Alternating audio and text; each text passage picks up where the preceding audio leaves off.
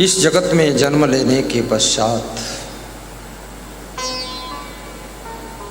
ज्यों ज्यों उम्र बढ़ती है त्यों त्यों माया मोह का प्रभाव मन चित्त बुद्धि के ऊपर पड़ता है। जाने अनजाने में बहुत सी गलतियां हो जाती है, निरंतर भूल चूक होती रहती है, मन भटकता रहता है।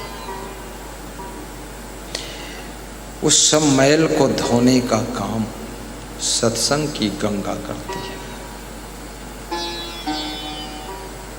इसलिए बड़े भाग्य पाई सत्संग का, बिना ही प्रयास होने फल अलंकृत बीज नहीं बकला, सुख पंछी तहा रस खाए। हर व्यक्ति फल पाना चाहता है। एक तो वो फल है सेव संतरा केला, जिसको खाकर पेट भरता है, एनर्जी मिलती है। लेकिन दूसरा फल अर्थ धर्म काम मोक्ष, ये चार फल है। अब ये चार फल कैसे मिलेंगे? और तीसरा फल राम रूपी फल है, राम फल। राम को भी फल कहा है कबीर। और ये भी कबीर ने कहा है, राम रूपी फल में ना तो दुख का बीज है, ना द्वंद का छिलका है। दुख द्वंद से परे, इसलिए राम भजन में लग जाओ, भक्ति में लग जाओ।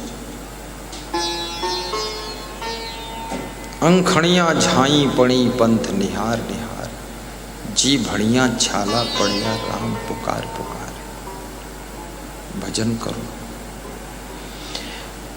और कबीर कहते हैं भजन की परिभाषा की आदत जरा सुधार लो बस हो गया भजन। मन की तरंग मार लो बस हो गया भजन। कि भजन भी कई तरह से भजन होता है। ये जो आप सत्संग सुन रहे हैं ना, ये भी भजन। जो मैं सुना रहा हूं ये मैं भी भजन ही कर रहा हूं। जो तुम सेवा करते हो वो भी भजन ही है। दान पुण्य सब भजन है।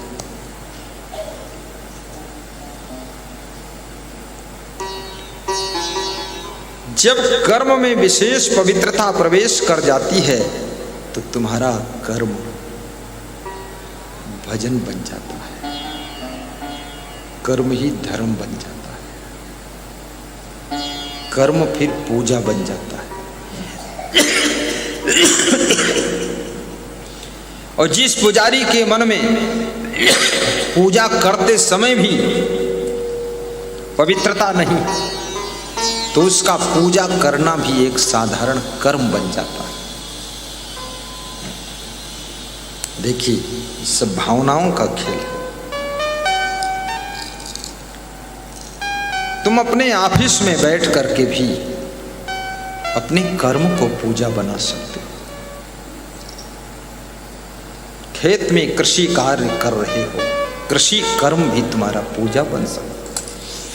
यदि भावना आपकी पवित्र है, यदि भावना कलुषित है, मन में कलमश भरा हुआ है, तो मंदिर में बैठ करके जो तुम पूजा कर रहे हो ना, पूजा भी साधारण कर्म बन सकता है।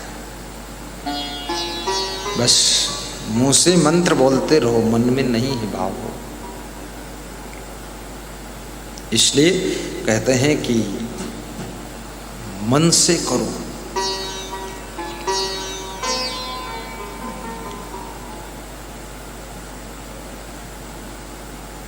साहेब पंत की साहेब। आइए